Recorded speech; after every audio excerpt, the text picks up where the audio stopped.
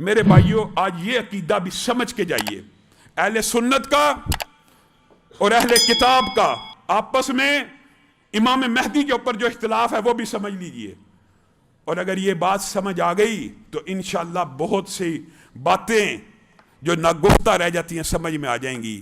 اہل سنت کا یہ عقیدہ ہے کہ امام مہدی نے ابھی پیدا ہونا ہے۔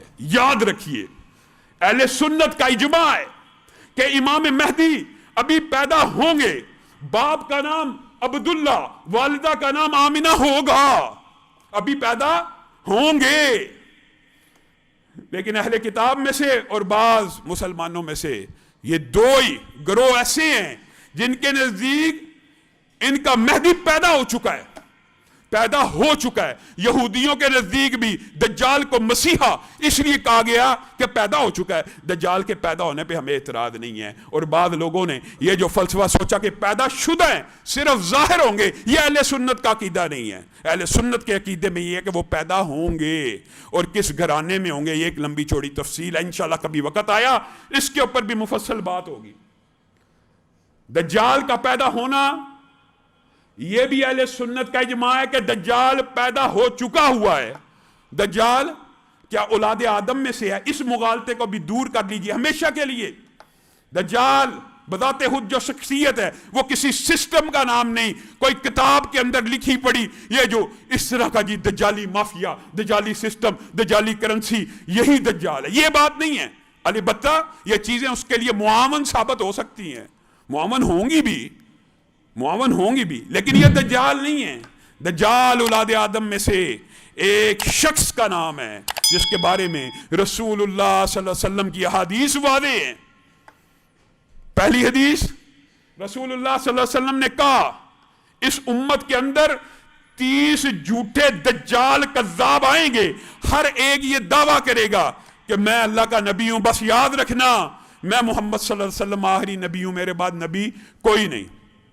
یہ جو چھوٹے چھوٹے دجال ہیں نا، ان کی اگر آپ مثال دیں یہ تو سینکڑوں اور ہزاروں میں ہیں، لیکن یہاں پہ جو 30 کا عدد ہے اس سے مراد یہ ہے جن کے پیچھے چلنے والے لوگ لاکھوں میں پہنچ جائیں گے۔ اور مرزا غلام احمد قادیانی ان دجالوں میں ایک دجال ہے، کیونکہ اس کی امت کی تعداد لاکھوں سے تجاوز کر چکی ہے۔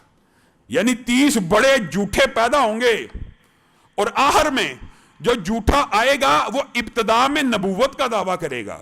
یعنی دجال ابتدائی طور پہ آ کے یہ نہیں کہے گا میں رب ہوں، ابتدائی طور پہ وہ بھی نبوت ہی کا دعویٰ کرے گا، لیکن جب اس کی نبوت کے دعوے کو لوگ ویلکم کرتے جائیں گے تو پھر وہ خدائی کا دعویٰ بھی کر بیٹھے گا۔ یہ دجال میں اور باقی کذابوں میں 30 میں یہ فرق ضرور ہے کہ دجال ان میں سے آخر میں آنے والا ہے، اور اس کا دعویٰ صرف نبوت کے اوپر نہیں رہے گا بلکہ وہ کیا کرے گا؟ الوہیت کا دعویٰ کرے گا، میں رب ہوں، میں تمہارا الہ ہوں، میں تمہارا اللہ ہوں۔